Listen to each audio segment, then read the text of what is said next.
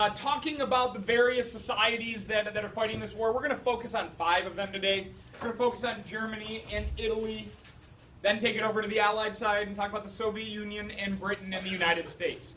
These are obviously not the only countries being impacted by war, and these are not the only countries being greatly impacted by the war. And in fact, we can argue that many countries are going to be far more impacted by the Second World War than, say, the United States will be.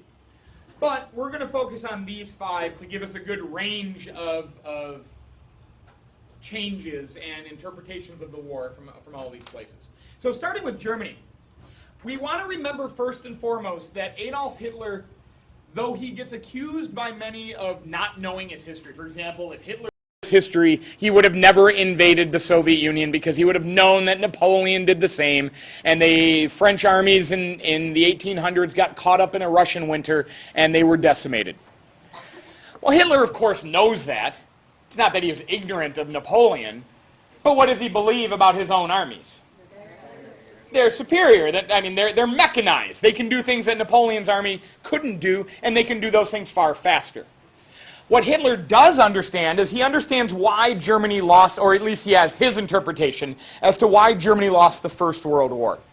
And he feels that the Germans lost the First World War not because of any kind of military inadequacy, but that they lost the war on the home front.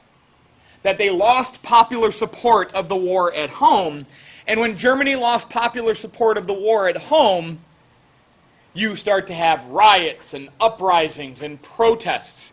And as we get later in 1918, closer to the end of World War I, we have some navies starting to mutiny and just literally quit the war. And much of this was led because of the deprivation that people were feeling on the German home front. And why were German citizens so deprived during World War I? Say again? Limited resources. Why? Yes, sir. The success of the British blockade. Remember, the British were able to close off the North Atlantic to the Germans. They couldn't get shipments from outside. And throughout much of the war, the German army was like fighting in the east and fighting in the west. There was constant warfare. There wasn't any ability for them to use a lot of the land and the resources and the foods that they were conquering, especially in the east. So Adolf Hitler going into the Second World War, remember we talked about his 2 foreign policy aims. First was to create this greater Germany of the 85 million German-speaking people, not only living in Germany, but those in Austria and those in Czechoslovakia and Poland as well. But also to create what? To gain what for those people? The Lebensraum, the living space. Land and resources that Germany can exploit so we don't have to put as much pressure on the people in the home front. And the early success that Germany will achieve in the early years of the war, remember, World War I goes very well for Germany in 1939, in 1940. Even 1941, despite the setback that Germany has experienced in Britain and the invasion of the Soviet Union, in 1941, that's going really well. All right? It's only the winter of 1941 that starts to slow the German advance. So the first half of World War I is fought with Germany gaining territory without suffering too many losses. Yes, sir? I meant World War II. Thank you. Write what I mean, not what I'm saying. The early years of World War II were Germany suffering very few losses but gaining massive tracts of land. And when they gained these massive tracts of land, the Germans are going to be able to use a lot of the people on that land as forced labor. Forced labor that can produce the resources and the food that the German state needs. Welcome, guys. Come on in. Yes, we have some guests here. You are officially being recorded on the now video version of the Dobicast. This is very exciting. Wonderful. And this is especially boring for them because they heard this all last year. So, welcome. So, we've got forced labor. All those people that live within the Lebensraum of Poland and Czechoslovakia and eventually into the Soviet Union, they're going to be essentially conscripted and used as forced labor by the Germans. Any Slav or any Jew that's being used as forced labor for the Germans is relieving some pressure on the German home front. So in those first couple of years of the war, the German home front's not really suffering that badly. But as the war presses on, and as the war starts to turn for the Germans, and what turning point battle might we talk about in the Eastern Front? Okay, maybe after the Battle of Stalingrad, and as German forces begin to be pushed back in the Soviet Union. Now they need even more military resources. Now they need to conscript even more soldiers. We start recruiting older German guys to serve in the military, guys that formerly were maybe even too old to serve in the military. And by 1943, and certainly into 1944, Germany will be transformed into a war economy. And when we talk about a war economy, this is just another one of those aspects of total war where we have a nation that is directing every one of its actions towards the war effort. So if you're like a lady in Berlin in 1941, you're living your life as if there's almost no war going on. All right? By 1943, 1944, you are suffering much of the same deprivations that women in Berlin or families in Berlin might have been suffering in 1918, 1917. But even worse in the Second World War, because what can now happen to Germany in the Second World War that never happened in the First? Yes, sir? Very good. So now we have bombing coming from Allied bombers, from the Americans and the British in England actually bombing German cities. We're going to see rationing in Germany by the latter half of the war. And this is a standard ration card for milk. Whole milk, no skim milk for Germans. This is for a ration card for whole milk. And rations worked much the same in many different countries. You have a ration card, and that essentially is permission to go and buy milk for that particular day. All right? And so you would take your ration card, and you would take your Deutschmarks, and you would, or your Reichmarks, and you would exchange them. You would pay for it with your cash, and you get your ration card stamped, which means you don't get milk again on that day. All right? And there would be rationing for all kinds of foodstuffs for the German people. Everybody cool?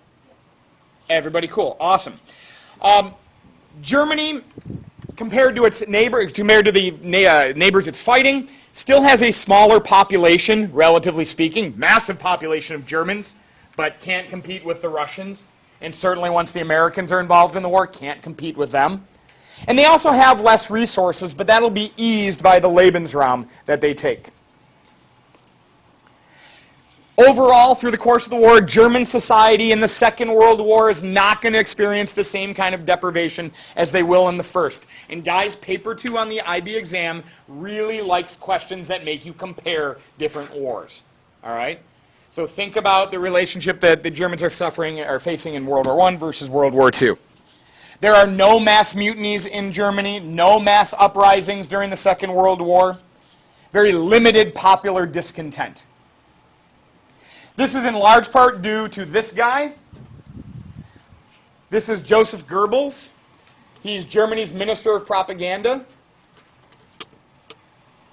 And if you're reading about like some biographies of Nazi officials, Joseph Goebbels ranks right up there with one of the most twisted and sadistic. Right before his end, Joseph Goebbels. Joseph Goebbels had his family chomp on cyanide pills to kill all of them before they would ever have to live in a world where Nazi Germany was truly defeated, before he ultimately killed himself. Joseph Goebbels led the Ministry of Propaganda in Nazi Germany. It was his job to keep, from the 1930s and through the war, to keep the German people thinking the correct way according to Nazi ideology, and to keep them behind the war. And he was largely successful at doing this. And we're going to see a lot of propaganda coming out of this Minister of Propaganda, or Ministry of Propaganda, during the Second World War. Here's a pretty famous image questioning the reality of the United States, who we are claiming we are liberators of Europe, but here is the Nazi idea of what kind of liberators the Americans might be. And again, you show these posters to the German people, and you keep them supporting the war effort. For example, do we want the Americans to liberate us? The Americans who have a growing Ku Klux Klan through the 1930s? Do we want Americans who imprison, essentially, their African-American citizens? Do we want Americans that well, okay, Nazi ideology that is guided by Jewish politicians and business people? Do we want an America that is got one of the highest prison rates in the world? Do we want an America that has got a massive problem with lynching in its South? So kind of highlighting all the warts in American culture and putting them to bear for the German people to see. Early on in the war, convincing German women that they have a role, not just as mothers to the future soldiers of the German Reich, but also to work in the field and to provide for those men in the front line. On a similar note, this guy says, "You are the front. Du bist front. You are the front. You might not be a soldier wearing a helmet carrying a rifle, but you, powerful Aryan guy, can rip off your shirt and go work in a factory and produce the armaments that are needed to win this war." So this propaganda is going to be poured out. In every country is going to have a propaganda arm, but Germany is doing no different. Good? Good. Italy. Italy's got a very different story in World War II, and you already know the story of Italy in World War II, right? Is the story of Italy one of military success and expansion, or not so hot? Not so hot, yeah. One of the first things we talked about were the Italians having a hard time with the British in Egypt, right? And how did the Germans have to help out with that? By sending down Erwin Rommel and his Afrika Korps, right? So Italy is not doing as well in the war, so it shouldn't surprise us that Italy will be suffering from more popular discontent. You don't get good news from the front. There aren't glorious victories for the Italians. So we're going to have more popular discontent in Italy. Italy as a nation, it's much smaller. They don't acquire the Lebensraum that the Germans were acquiring at the beginning of the war. So they have a smaller population. They have fewer resources. The Italian government will try to spur some growth in the economy during the war, and they will print more lira, these are Italian dollars, essentially, without having a commensurate growth in the economy. What happens when you print dollars when there's no economic growth? You suffer from inflation, which is a general increase in prices, a decrease in the value of your currency, and an increase in prices. And this makes people even angrier, because typically in states that are going through rapid inflation, we don't see wages increasing at the same rate that we see prices increasing. So what you used to be able to buy, like yesterday you could buy your ravioli. Okay, well, they're probably buying ravioli, right? I mean, it's not, Italian people in Italy really eat ravioli, right? This is not some Americanization, right? Okay. Spaghetti, they're probably not eating SpaghettiOs. I doubt that.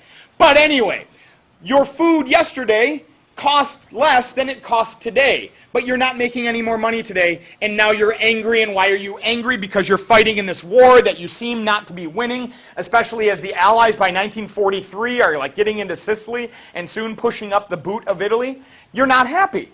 And so you turn on your government, right? Can you guys think of a historical example during the 20th century where a people was so unhappy with the war that they turned on their government? Russia in? Yeah, 1917, they had a couple Russian revolutions, right? And the new Russian government ultimately got them out of war. Well, in 1943, Italy will turn on Benito Mussolini, and he'll be ousted from power. 1943. This doesn't mean the war in Italy is over, of course. It just means now the Nazis are exclusively fighting the Allies in Italy. Everybody good? Sweet. So we got a common theme, right? We've got Germany generally doing pretty well in the war, not a lot of popular discontent. Italy, not quite as strong in the war, more popular discontent. All right. Now we move on to the Soviet Union. Yes, ma'am. Turn off the fan, you're kind of cold. Yeah, my comfort's not important. Sorry. That's okay. Everybody good? Well, as long as Elise is okay. We're good. Okay, good. It's probably loud, too. Anyway, Soviet Union. Now let's think about what we know about the course of the war for the Soviet Union. How does the war go for the Soviet Union? Anybody? Okay, starts off bad, gets better. And let's even say that Like 1939. Remember, the Soviet Union's fighting their own war in 1939, right? They invade Poland. They invade the Baltic states. They invade Finland. So they've got a war going on outside their country very early on. Then Germany in when? I always forget. June of 1941, Germany invades the Soviet Union. And the war starts off horribly bad for the Soviets. They will quickly be driven to the east, right? As the German army sends in their 3 to 4 million guys, and they're pushing towards Leningrad, they're pushing towards Moscow, and they're pushing towards Stalingrad. And we talked too about what did the Soviet army do as they were retreating away from the German army, a German advance? They burned. And what phrase do we want to use? Slash and burn we usually talk about with regards to like agriculture, where the rainforest is being destroyed for farmland kind of stuff. In warfare, we use a scorched earth policy. Okay, you destroy everything in your path, so your opponent can't use it as they are marching on. Yes, sir. What happened to the civilians living in areas where they decided to use scorched earth? Many are being caught up in it. Many are fleeing as refugees to the cities and to farther west. Yes. Scorched earth. How is that even effective? Because as your army is marching through, you would hope, because remember, much of like Ukraine, for example, is farm. You would hope you would be able to have some of the fruits of this land that's been growing. Well, now it's all burned away. It's gone. So you can't pluck anything out of the ground and use it for yourself. And even worse, when you're like literally burning everything on the ground, what is left? Mud. Rains come, right? And then what happens to the men and literally horses still, and tanks and trucks that are making their way through? Yes? Yeah, resupplying. They're making such a fast advance into the Soviet Union, everything gets slowed down through this muck of the fall of the Soviet Union, right? Fall, F-A-L, autumn. You know how to spell fall. Yes?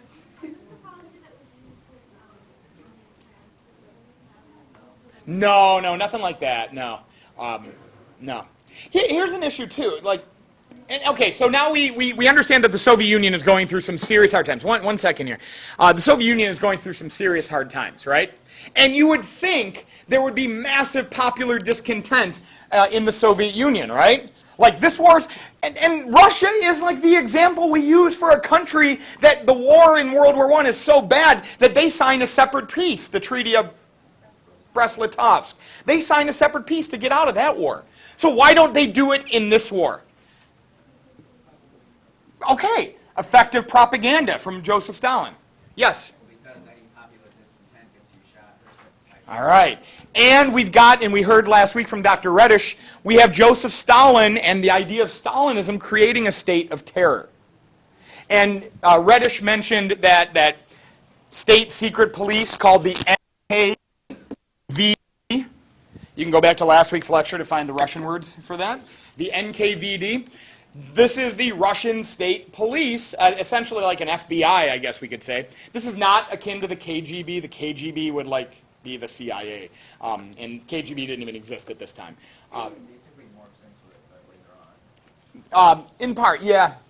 So anyway, the NKVD, if you are heard speaking out of turn or challenging Joseph Stalin or challenging the state, you could be called out by your neighbor. And people know this is a real fear because this is what was happening in the purges of the 1930s. So you don't want to speak out against your government. Because if you do, you could be called out and you could be banished to a life at a gulag.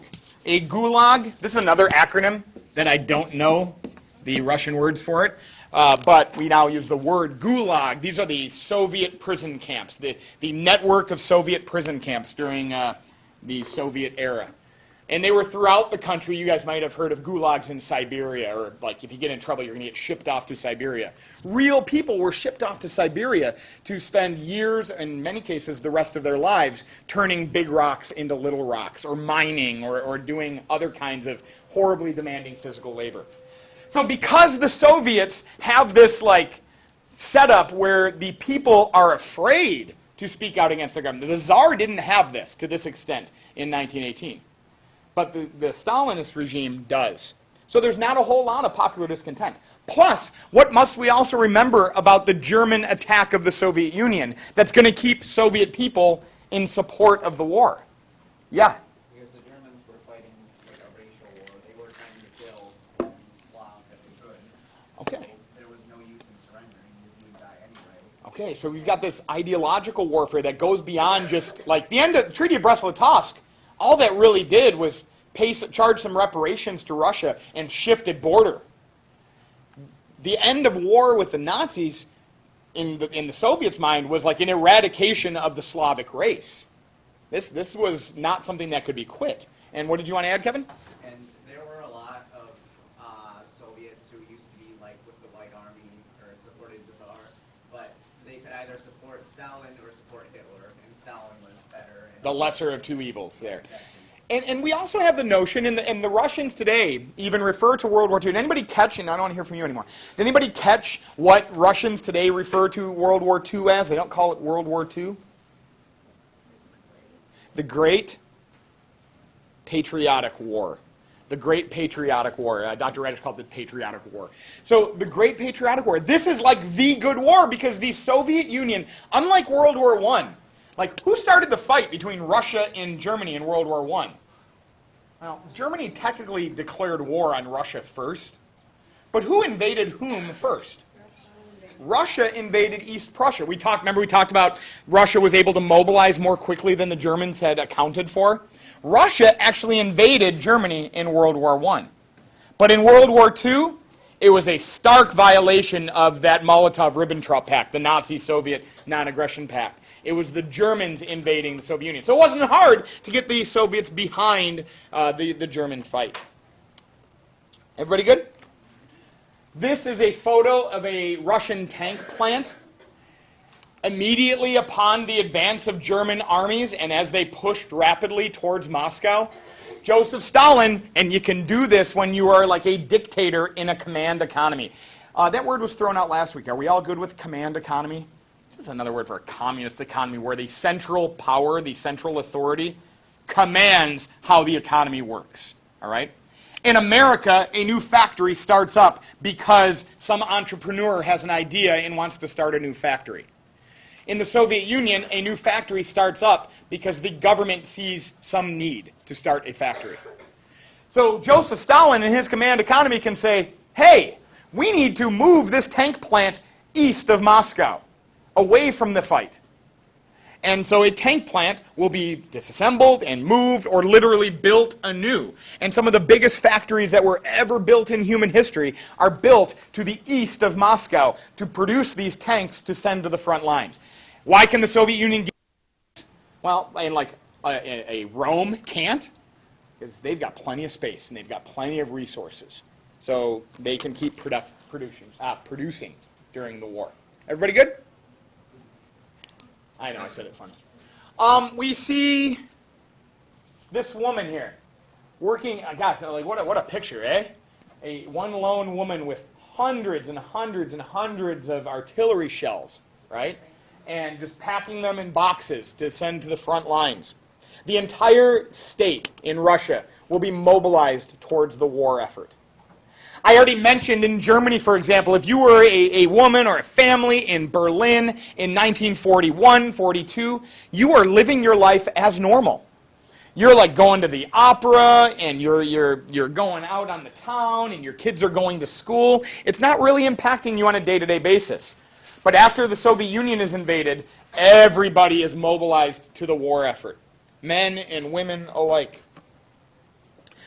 Food production will decline in Russia during the war, and rationing of all consumer goods, probably the most extreme rationing of any of the states, especially in areas like Leningrad. You remember Dr. Reddish talking about that last week, in areas like Leningrad. And in those cases, even then still, the rationing did not alleviate starvation.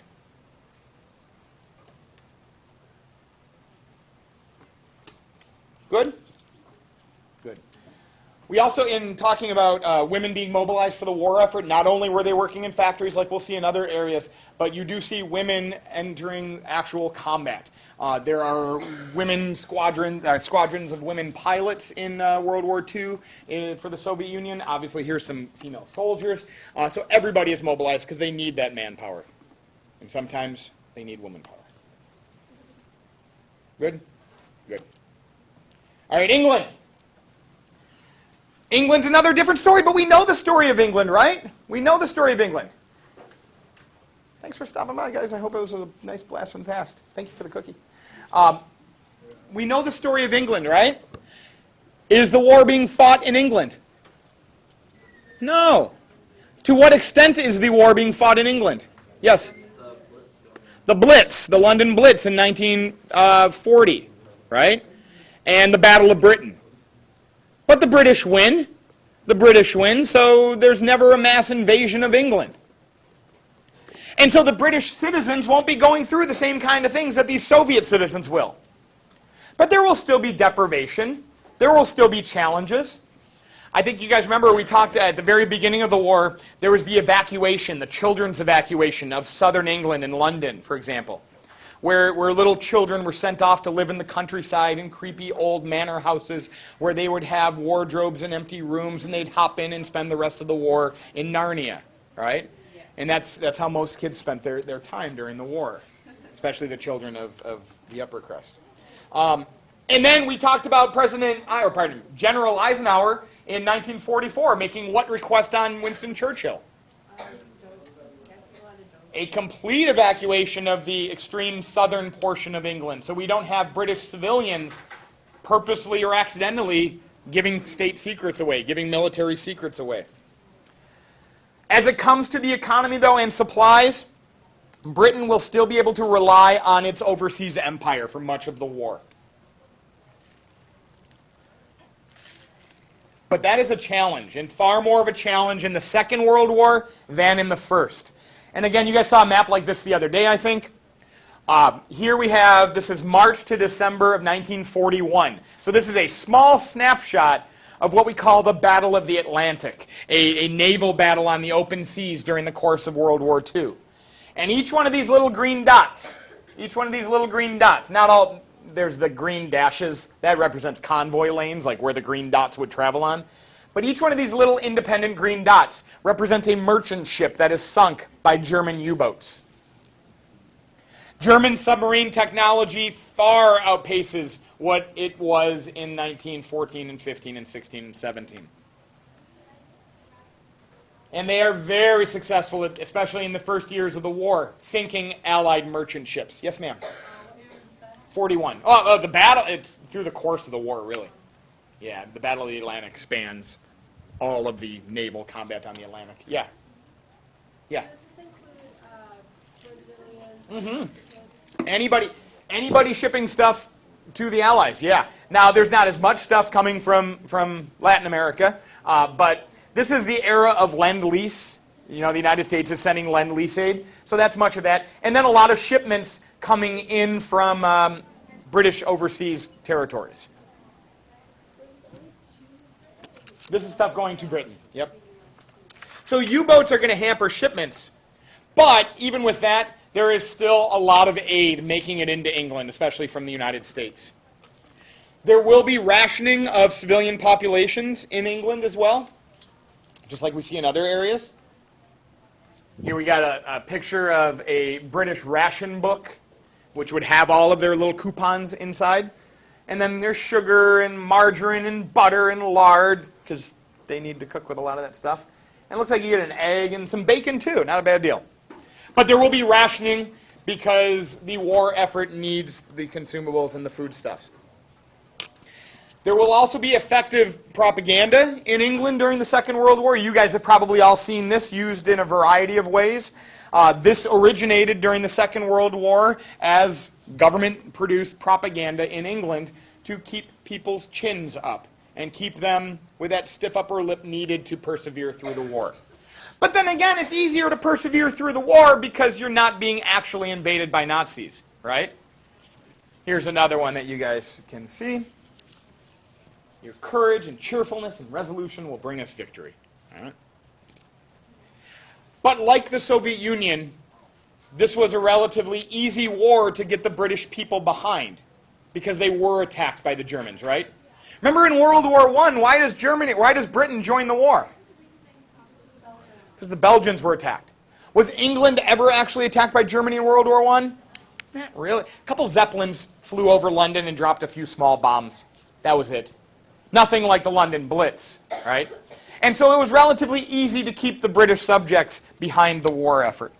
Winston Churchill also helps a lot in that. Winston Churchill getting on the radio and actually speaking to the British people and rallying them behind their fight. Last but not least, we'll talk about the United States. Notice how similar our poster is to the German one of the really muscular American dude who's ripped his shirt off now to shovel coal into a fire or do whatever he's doing there. The United States will have the most successful, by far, of all the war economies. If you could ever be in a perfect situation to enter into a world war, the United States was in that situation. This is on the heels of the Great Depression. In fact, many economists talk about the Great Depression really not coming to an end until the Second World War drives up production in the United States. So as we come to 1939 and 1940 and 41 especially, as the United States starts sending Lend-Lease aid to allied nations, we start to have a lot of factories that previously weren't doing anything. They were just sitting idle. And now we can put those factories to work. And we had high unemployment in the United States. So a lot of guys that were literally not working at all wanted any job. So it's not like you have to have somebody like leaving the job that they know and love and put them somewhere else. No, these are guys that just need work of some kind going into the workforce. America's ability to produce the weapons of war is going to be one of the most important factors in the Allied victory in the Second World War.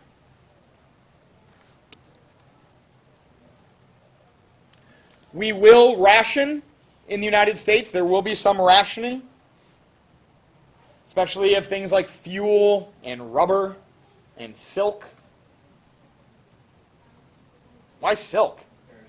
Parachutes, yeah. So, like, women aren't getting any, like, silk pantyhose before or during World War II. This will be actually aided by the development and then the popularization of nylon. Because you can't use that for parachutes. Yeah, and then a lot of people were encouraged to start planting their own gardens at home and to create what are known as victory gardens that could alleviate the food pressures on the nation. Demand for labor in the United States. Demand for this is the Willow Run plant in Ypsilanti, Michigan. This is an auto plant that is converted to make here B-24 bombers, Kevin, right? Is that right? I think these are B-24s. The Willow Run plant. There's actually a really great little museum in Ypsilanti called the Yankee Air Museum. If you guys ever get a chance to go out there, they actually have like working World War II planes, and sometimes they take them around and fly and do little air shows. But it's really, they've got some good stuff out there. It's really worth taking a look at. Yeah. On the Willow Run plant, it was just in the newspaper, I think, because they're trying to like a rose they riveted, like take photos. Oh, really? Excellent. And then, of course, we can't talk about the United States during the war effort without mentioning the movement of American women into factories in places and at times when there weren't enough men to do those jobs because so many men were being conscripted for the war effort. But I think I got to squash a little misconception that some of us might have. This is, of course, a picture of a caricature that was developed as propaganda during World War II, Rosie the Riveter. There wasn't really a Rosie that riveted things. A rivet is kind of like a bolt that holds sheets of metal together. Like there'd be rivets on ships and rivets on planes. But she was showing that women can have as important a role in the war effort as anybody else. That being said, most American women during the Second World War did not work. Most American women did not enter factories. Many American women did. Far more American women than we saw in World War I or at any other time in American history. But this was not like an all or nothing thing. This was not every American woman going into the workforce. Still, the majority of women are still doing the same thing that they were doing before the war. Yes, sir? Was it like that in the Soviet Union and Germany, where The Soviet Union, I think, was a pretty complete mobilization. I don't know that Germany got to that extent. Yes? Okay, so I looked this up a little bit, because I did wonder Yeah. more. And so, like, it said that in Germany, like, they were still pretty much in the home, like, because of, like, the Nazi ideology, like, you have to be the perfect Of the wife motherhood? before the- Okay. Yeah. Let's close up here. We're almost set. One other aspect of the war, especially in the United States, is the civilian need to buy war bonds. The push for American citizens to fund the war effort through the purchase of war bonds. A war bond is a savings bond. You guys get to say, oh, thank you, Grandma, for spending $50 to give me a $100 savings bond that won't be worth $100 until long after I actually need it, like now. I'm so glad you didn't give me cash that I would so frivolously just spent right away, because I don't need that. I need these savings bonds. It's the same thing. The government issues bonds to fund the war today with a promise that we will pay you back with interest at some later date. And so this piece of propaganda here says, you can't afford to miss either. Like this guy fighting to defend our nation, shooting down German planes, can't afford to miss his shot, and you can't afford to miss your ability to purchase war bonds. All right? So you have as important a role in the fight as maybe the soldiers do. Which brings us to the end of today's discussion, and will hopefully be a little launching pad for our next discussion. At what point do civilians stop being civilians? At what point do civilians start becoming soldiers, or at least essential to the war effort? Because the 20th century brings us a brand new kind of war, and World War II brings the ability for armies to target civilians in ways that they've never been able to do before. So we can all wrap our heads around the guy in a uniform on the front line being a soldier in war, and that it is another soldier's duty to stop him from advancing, even if that costs his life. But when do we wrap our heads around the idea that the civilians that buy war bonds to fund their government's efforts in the war, are they complicit in the war, and are they viable targets in the war? Or are these civilians that are going to work in factories to build tanks and airplanes and bullet casings and boots and whatever else the Army needs, are they complicit in the war? And the farmers that are going out on the fields, that are growing the food that's sustaining the economy, that's allowing these goods to be produced, are they complicit in the war, and should they be viable targets? Now, the rules of war have said prior to World War II, and rules agreed to by various nations, have said you can't target civilians. But World War II starts to blur the line between civilian and military. And there will be far more civilians in the Second World War killed by all sides than any other war in human history, including First World War. So our next lecture, we're going to talk about the barbarism of the Second World War and get into the Holocaust.